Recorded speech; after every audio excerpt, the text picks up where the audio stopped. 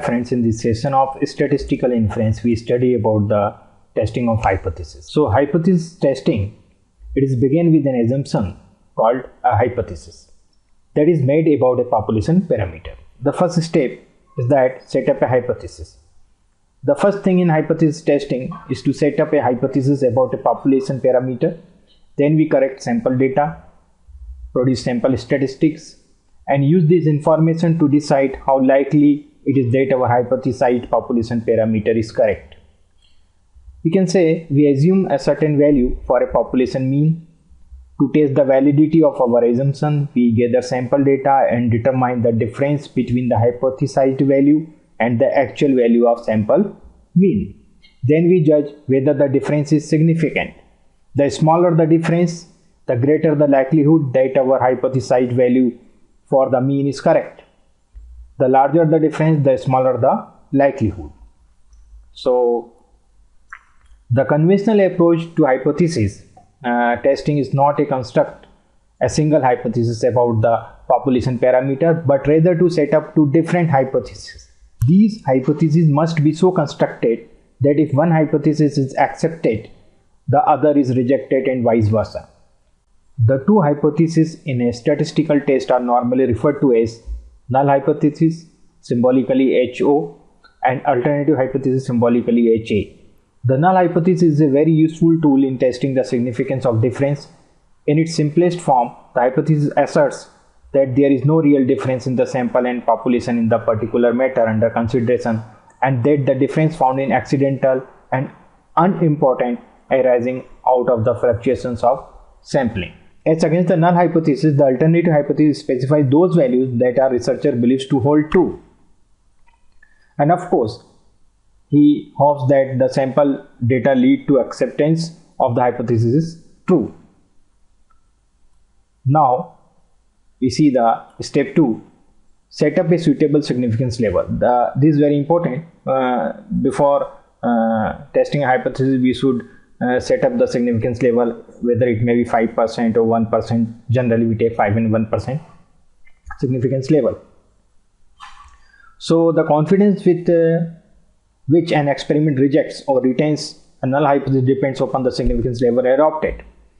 The significance level customarily expressed as a percentage, such as 5%, is the probability of the rejecting the null hypothesis if it is true. When hypothesis in question is accepted at the 5% level, the statistician is running the risk that in the long run he will making wrong decision about 5% of the time.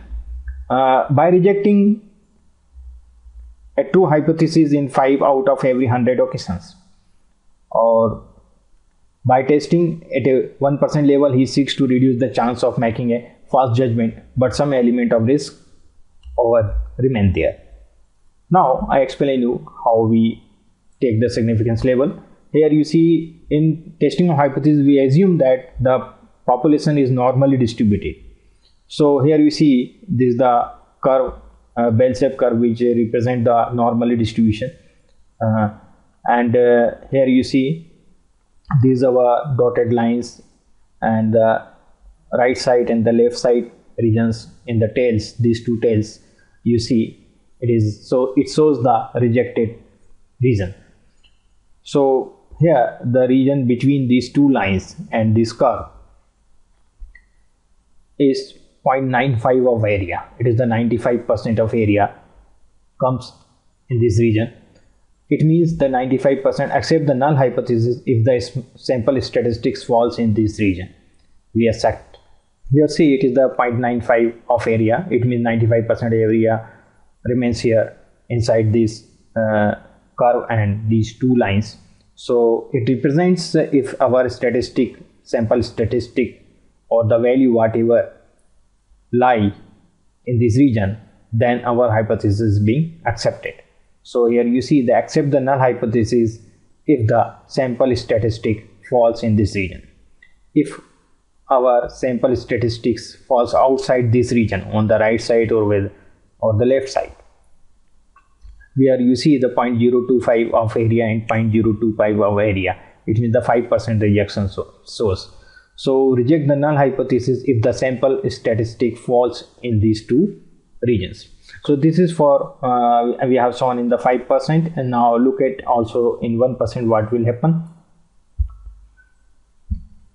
On 1%, the acceptance region would be 0.99% of area. Accept the null hypothesis if the sample statistics fall in this region, and the rejection region would be 0.005 on the right side and 0.005 on the left side. So here the reject the null hypothesis if the sample statistics fall in these two regions on the left and right. So this is all about the significance level.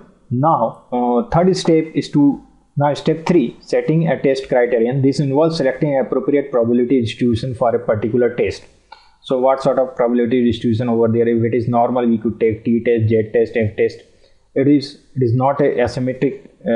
It is not a symmetric distribution. Then we use chi-square, MRT, etc. So we have to use the test criterion. What sort of test criterion you are taking? A selection of test criterion here. Now the fourth one, doing computation. After selecting the test criterion, we have to compute the test with the help of formula or whatever the procedure. So these calculations include the testing statistics and the standard error of the testing statistics. I will tell you later in coming session about the what is standard error, how we get it for different sort of tests.